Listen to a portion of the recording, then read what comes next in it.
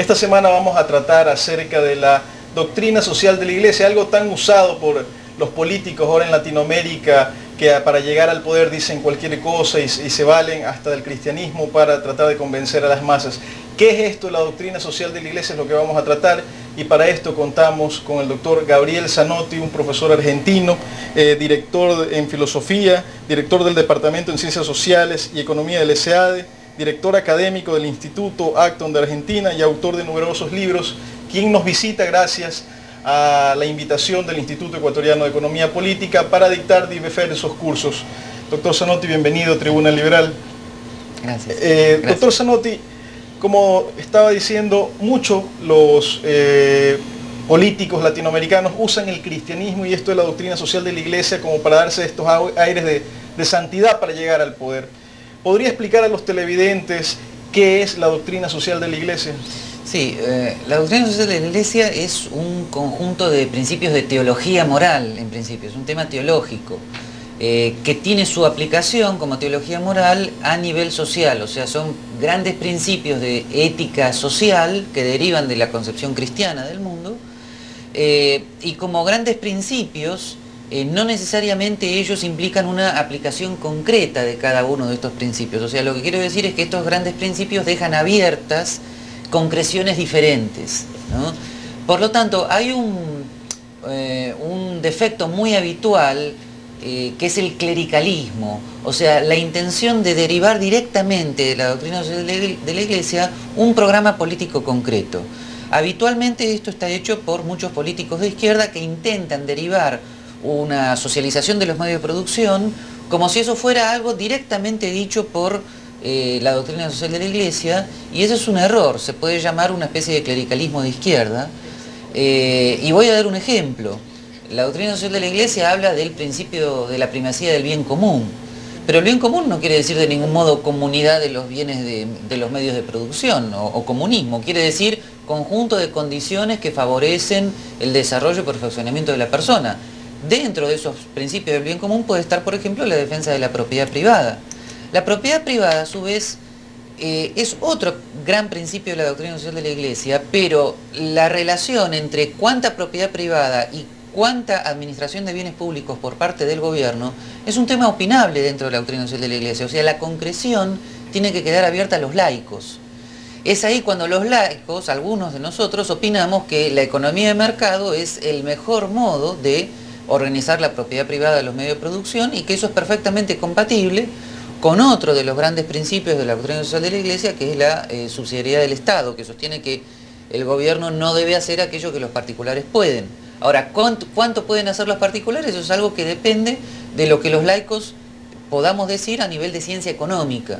Y es ahí donde tenemos que poner nuestro granito de arena y decir, desde el punto de vista de los laicos, gobiernos, por favor, bajen los impuestos, abran la iniciativa privada, mantengan instituciones jurídicas y políticas estables.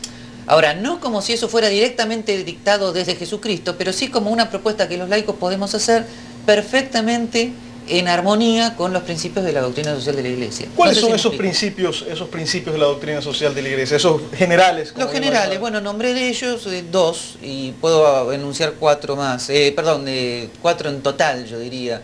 La primacía del bien común, la función social de la propiedad, la subsidiariedad del Estado y el principio del salario justo o la justicia en las retribuciones laborales. Los cuatro, en mi opinión, son compatibles con una economía de mercado, porque la economía de mercado implica que la propiedad privada cumpla su función social acercando los recursos escasos a las necesidades prioritarias de la demanda a través del sistema de mercado, a través del proceso de mercado, lo cual es una parte del bien común, lo cual a su vez implica que el cumplimiento de la subsidiariedad, porque en ese caso el gobierno no hace lo que la propiedad privada puede hacer, eso ya implica la función social de la propiedad, y eso implica que el ahorro y la inversión implican cada vez más un salario real mayor, lo cual acerca entonces el salario real a los principios de justicia que la doctrina social de la Iglesia pretende. Yo creo que esta amplitud de estos conceptos es lo que ha servido para que, digamos, y no explicarlo tan claramente como lo está haciendo, es lo que ha servido para que los políticos se tomen de ellos para darse esto. Por ejemplo, el bien común. Sí. Cuando hablamos del bien común, usualmente los políticos que ahora se llaman del socialismo del siglo XXI señalan que lo pueden, el bien común es que todos, repartir la riqueza entre todos, violentar muchos preceptos básicos. ¿Cómo explicar más claramente esto del bien común? ¿Cuál es el contexto en el cual la Iglesia o la doctrina social de la Iglesia enfoca esto del bien común? No, en ese sentido, nunca mejor dicho, gracias a Dios, el magisterio de Pío XI, Pío XII particularmente, y Juan XXIII y luego todo el magisterio segundo ha sido muy claro. El bien común es un conjunto de condiciones que permiten el desarrollo y perfeccionamiento de la persona humana. En la encíclica Pacem in Terris de Juan XXIII, 1963, el asunto está muy claro. Dentro de ese conjunto de condiciones, los derechos personales son una parte fundamental. Por lo tanto, violentar los derechos personales es contrario al bien común. ¿Cuáles son los derechos personales? En este caso estamos hablando de los derechos individuales clásicos, libertad religiosa, libertad de asociación, libertad de expresión, libertad de migración e inmigración. Algunos pontífices han hablado también de, esto voy a hablar esta tarde, de derecho a la alimentación, a la vivienda, que en mi opinión se cumplen indirectamente a través del sistema de mercado. Pero Juan XXIII aclaró que ese bien común necesita también para su concreción cierto marco constitucional. Por lo tanto, el bien común no es una imposición coactiva de una sola cosa al conjunto de los ciudadanos. El bien común se concreta en el orden constitucional, que no tiene que ser cualquier constitución. Tiene que ser una constitución que limite el poder del Estado a fin de respetar esos derechos. Por lo tanto, si uno dice que el bien común es el orden constitucional, entonces ese sí es verdaderamente un bien común, porque en ese bien común se sienten identificados cristianos, no cristianos, todo tipo de ciudadanos, porque lo común allí es una común norma jurídica, que es igual y general para todos. Eso puede ser verdaderamente común. Y vuelvo a decir, en el magisterio de Pío XII esto está particularmente claro. La justicia es el bien común por excelencia. O sea que una constitución que discrimine a ciudadanos, digamos, por su nivel de renta, no estaría englobada en esto del bien común frente a la doctrina social de la Iglesia. Bueno, el bien común nunca puede implicar privilegios y prebendas para un determinado sector, pero el tema del impuesto a la renta, para los católicos es un tema opinable. O sea, si hay algún católico que opina que el impuesto a la renta de ser un católico, es decir, que el impuesto a la renta deriva directamente de la concepción católica de la vida. Y yo a su vez tampoco puedo decir que mi oposición al impuesto a la renta está directamente basado en la doctrina social de la Iglesia. Lo que sí puedo decir es que no es incompatible mi opinión como católico con la doctrina social de la Iglesia. Digo esto ¿por qué? Porque dado la politización de la doctrina social de la Iglesia, hay algunos partidos políticos o algunos políticos que intentan que lo suyo, que su programa político es el programa de la Iglesia o del cristianismo, del catolicismo. Y cuando un creyente, como es mi caso, dice, no, la economía de mercado es lo conveniente, bajen el impuesto a la renta o elimínenlo, se nos acusa de heréticos, se nos acusa de anticristianos. Eso es una injusticia gravísima. Es una injusticia gravísima que está basada justamente en desconocer que legítimamente el catolicismo abre sus puertas a las diversas opiniones en materia temporal, siempre que no se violen los grandes principios. Ahora, hay algunos socialismos del siglo XXI que directa y claramente están violando los principios de la doctrina social de la Iglesia. Se olvida que la estabilidad institucional y la defensa del orden jurídico es un principio de la doctrina social de la Iglesia, y que las tiranías y las dictaduras están en contra de la doctrina social de la Iglesia.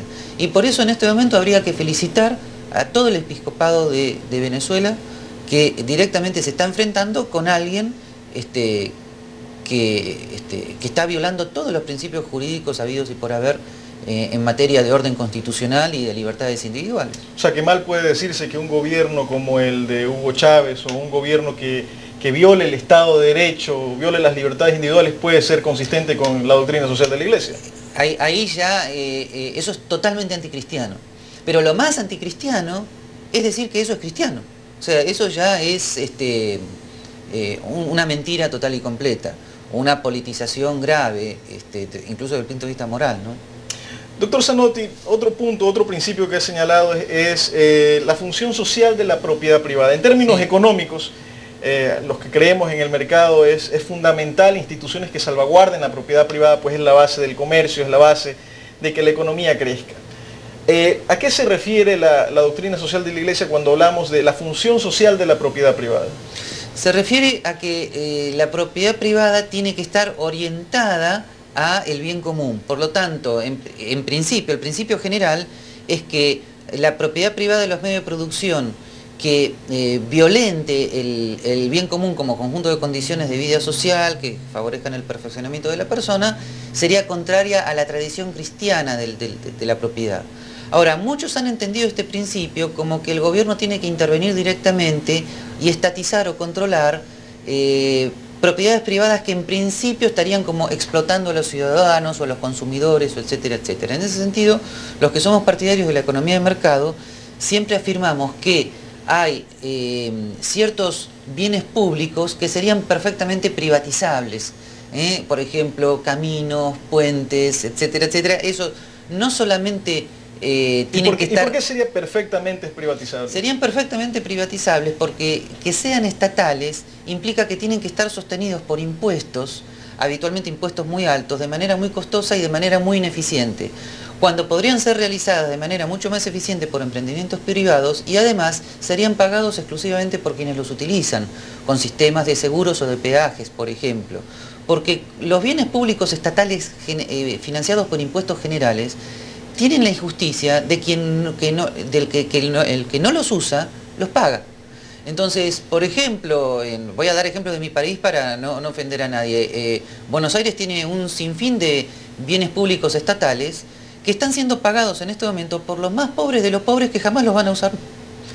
Entre ellos la universidad, por ejemplo, ¿no? Que está pagada por aquel analfabeto, lamentablemente, e indigente y desnutrido por culpa del estatismo que está en las provincias más pobres y sin embargo está pagando la educación supuestamente gratuita de aquellos de sectores medios que dicen, ah, la educación es gratis. No, no es gratis, la está pagando el que se está muriendo de hambre por el sistema de bien público estatal. Entonces, lo que favorecemos la privatización de esos bienes, favorecemos, en nuestra opinión, un sistema más justo. Ahora, vuelvo a decir en nuestra opinión, si algún católico opina que lo justo es lo contrario, puede opinarlo, obviamente, pero ya es un debate entre laicos. O sea, yo en este momento me atrevería a discutir con un laico el problema de los bienes públicos. Lo que ninguno de los dos podría hacer es llamar al Papa a nuestro favor. Y que él, llamarlo y que, a ver, que Benedicto XVI venga y diga quién tiene razón. No, eso es un tema que nos compete a los laicos. Doctor Zanotti, terminamos el bloque anterior mencionando los dos principios, primeros principios que enunció el tema de la función social de la propiedad privada, del bien común. Sin embargo, ahora quisiera tratar un tema que al menos en nuestro país está debatiéndose mucho, que es el tema de los precios, ¿no? El precio justo, porque tenemos ahora, el gobierno dice que hay una ola especulativa, que quieren desestabilizarlos y quieren imponer controles de precios. ¿Qué tiene que decir la doctrina social de la Iglesia con respecto a la formación de los precios? Bien, a ver, la doctrina social de la Iglesia como teología moral no es una teoría económica. Como teología moral simplemente insiste en la justicia de los intercambios comerciales porque todo intercambio comercial es libre y está dentro de la ética. Ahora, eso tiene que ser relacionado con la ciencia económica y el aporte de la ciencia económica es la escasez, donde también está el problema ético. Es totalmente comprensible la intención de los gobiernos en bajar los precios y subir los salarios, es totalmente bien intencionado, pero el tema es que hay escasez.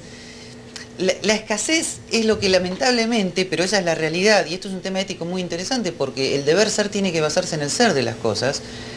La escasez es lo que produce que los precios sean más altos. Esto es, cuando hay poca oferta de bienes y servicios, los precios son más altos. Cuando hay poca demanda de trabajo, cuando hay pocas inversiones, los salarios son más bajos. Entonces, ¿cuál es el modo para que los precios tiendan a la baja y los salarios tiendan a la suba? El modo es que se aumente, que haya ahorro, inversión, iniciativa privada, de tal modo que haya mayor oferta de bienes y servicios, los precios tiendan a bajar, y haya mayor demanda de trabajo y los salarios tienden a aumentar. Y por lo tanto se vayan cumpliendo con los objetivos de la doctrina social de la Iglesia, siendo el mercado el medio para lograrlos. O sea, el medio para lograr que los precios bajen y los salarios suben es un mercado funcionando cada vez más con mayor estabilidad monetaria, ahorro e inversión. Yo lo que quería decir es que los partidarios del socialismo del siglo XXI son coherentemente marxistas. Y esto lo digo con total respeto intelectual. ¿Qué quiero decir con esto? Que ellos piensan que la escasez es fruto del capitalismo. Suspendido el capitalismo, entonces el gobierno será el productor de la superabundancia, porque ya no habrá escasez. Será como Jesús en las bodas de Caná. El gobierno podrá convertir el agua en vino. ¿Por qué? Porque ya no hay capitalismo, porque el gobierno ahí verdaderamente va a poder hacer lo que quiere. Falso, totalmente falso. Ahí el gobierno lo que va a hacer es arruinar aún más la situación. La escasez es una condición natural de la humanidad, no es fruto del capitalismo. Y cuando los gobiernos intervienen, empeoran la escasez, no la minimizan, sino que la maximizan. ¿Por qué? Porque los gobiernos, para obtener recursos, tienen sobre todo tres medios. Aumentan los impuestos, o emiten moneda y tienen inflación, o aumentan la deuda pública, o estatizan la propiedad privada, produciendo una ineficiencia total y completa en toda la oferta de bienes y servicios, lo cual genera los precios cada vez más altos. Entonces, y los salarios cada vez más bajos por el tema inflacionario y por la disminución de la oferta en los bienes y servicios. Y eso es lo que en América Latina ha producido nuestro secular subdesarrollo, pobreza, desocupación, todo lo cual es contrario a los objetivos de la doctrina social de la Iglesia. Doctor Zanotti, usted menciona cómo es la consistencia de los que proponen este tipo de políticas de control de precios consistentes con el marxismo. Sin embargo, lo trágico, por decirlo de alguna manera, es que ya en el siglo pasado se ha demostrado que todo este tipo de políticas lo que hacen es empobrecernos aún más. Es paradójico realmente esto. ¿Cómo podemos seguir, o los ecuatorianos o latinoamericanos, seguir apoyando este tipo de políticos que proponen este tipo de medidas que nos llevan al empobrecimiento general? Es que yo como filósofo te puedo decir que los paradigmas es el eje central de la concepción del mundo y tienen una fuerza que no pueden ser refutados, comillas, por los hechos, así como así. ¿Tú te acuerdas de esa parte del Quijote de la Mancha, cuando el Quijote de la Mancha se enfrenta con los molinos? Y a pesar de que choca con los molinos, y Sancho Panza le dice, pero ¿no te diste cuenta que eran molinos de viento?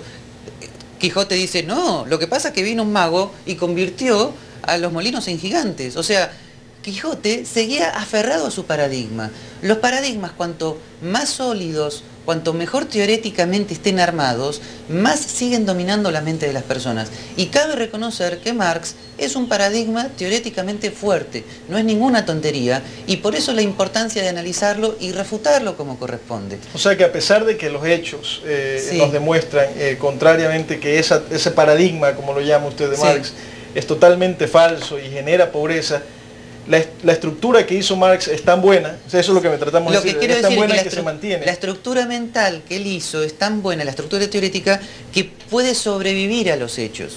Entonces, pero la estructura de la economía de mercado también. O sea, mi entusiasmo es que yo puedo debatir con un marxista a nivel de ideas y tratar de mostrarle el paradigma diferente. Tratar de mostrarle, en primer lugar, como decíamos antes, que en qué consiste la escasez. Que la escasez no es fruto de una clase dominante, que la escasez es sencillamente una condición de la humanidad como vino al mundo.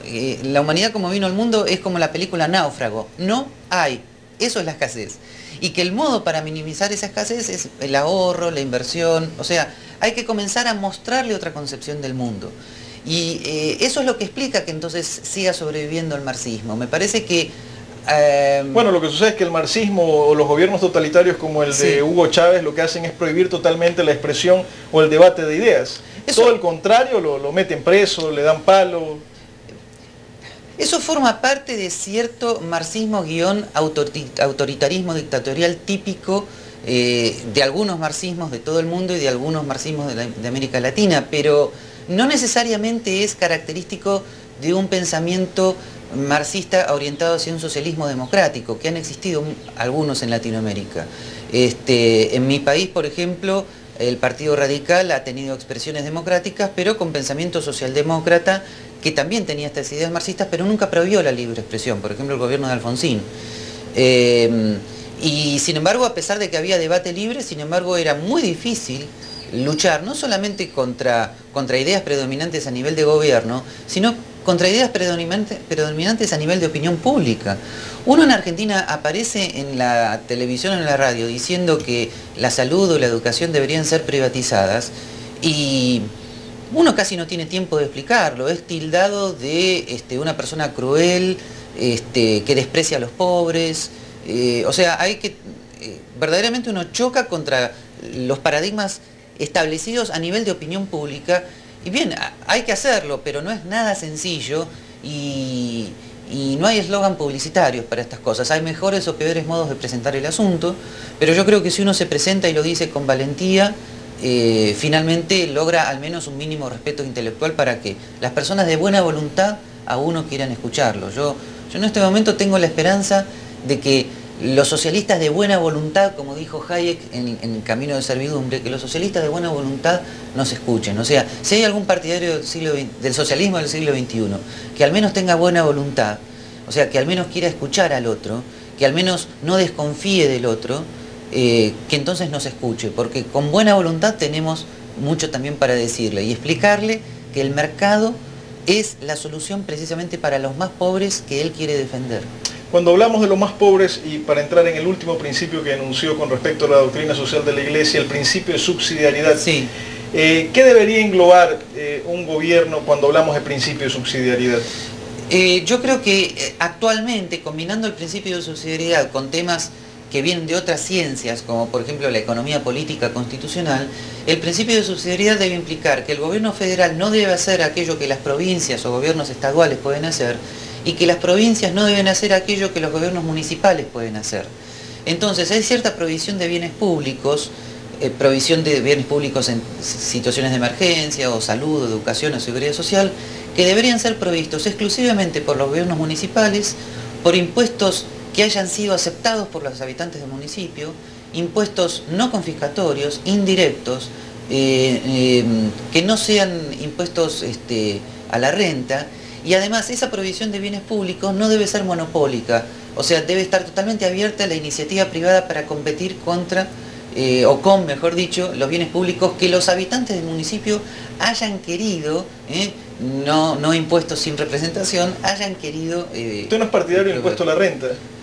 Soy partidario de ¿Cómo financian el Estado? Soy partidario de suspenderlo absolutamente para aumentar la tasa de bienes de capital y aumentar la inversión y con ello favorecer a los más pobres. Acepto como mal menor los impuestos indirectos, los impuestos al consumo, no porque sean buenos, sino porque en relación con el impuesto a la renta son menos malos, o sea, son menos distorsivos para la economía privada que el impuesto a la renta. El principio de subsidiariedad debe ser temporal, mientras que, digamos, hay una franja de gente pobre que está debajo de cierto nivel. A ese la sociedad en conjunto debe organizarse para proveerle servicios básicos, pero una vez que estos salgan de ese nivel de renta mínimo, bueno, ya no tiene por qué la sociedad hacerse cargo de proveerle servicios. Bueno, eso es más o menos lo que sería el principio de subsidiariedad. Yo estoy tratando de dar una concreción jurídica del principio de subsidiariedad más estricta. Estoy tratando de decir que los gobiernos municipales podrían proveer bienes públicos en la medida en que sus habitantes hayan consentido los impuestos respectivos para esos bienes públicos.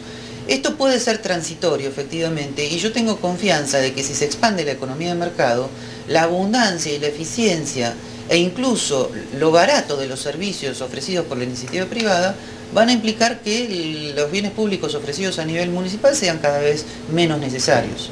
Doctor Zanotti, para concluir, quisiera que responda a una pregunta de un folleto del IEP que me pareció muy interesante, un Ideas de Libertad, que se dice: ¿somos los cristianos partidarios del mercado tan malos y despiadados como dicen algunos? Es que esa pregunta así retórica yo la hice justamente para plantear un intento de diálogo, porque no podemos dialogar con otros católicos cuando directamente el diálogo está cortado, porque los católicos partidarios del socialismo nos miran a los partidarios de la economía de mercado como si fuéramos herejes absolutos, malvados, cuasi criminales, que estamos a favor de la pobreza, que no nos preocupamos por el indigente. Entonces, la primera parte del diálogo es decir: miren, nosotros estamos tan preocupados por la pobreza como ustedes. Simplemente diferimos en los medios. Mientras que ustedes creen en el Estado, nosotros creemos en el mercado. Y tenemos los medios intelectuales para explicárselo. Pero lo primero que hay que hacer es tratar de aclarar ese preconcepto negativo, digamos, que se nos descalifique prácticamente como personas inmorales simplemente por defender el mercado. Eso es una grave injusticia y que corta el diálogo desde el principio. Amigos televidentes, hemos creído de suma importancia tener a un experto como el doctor Zanotti, que ha venido gracias a la invitación del IEP, para dejar claro los principios fundamentales que rigen la doctrina social de la Iglesia, sobre todo porque ha sido mal usado el cartel de la Iglesia o del cristianismo por los politiqueros que hemos tenido en Ecuador y en América Latina para darse aires de santidad. Hemos visto cómo la doctrina social de la Iglesia, los principios de la doctrina social de la Iglesia no se contraponen en ningún sentido con el libre mercado ni el Estado de Derecho, que es lo que defendemos en Tribuna Liberal y defendemos en el IEP.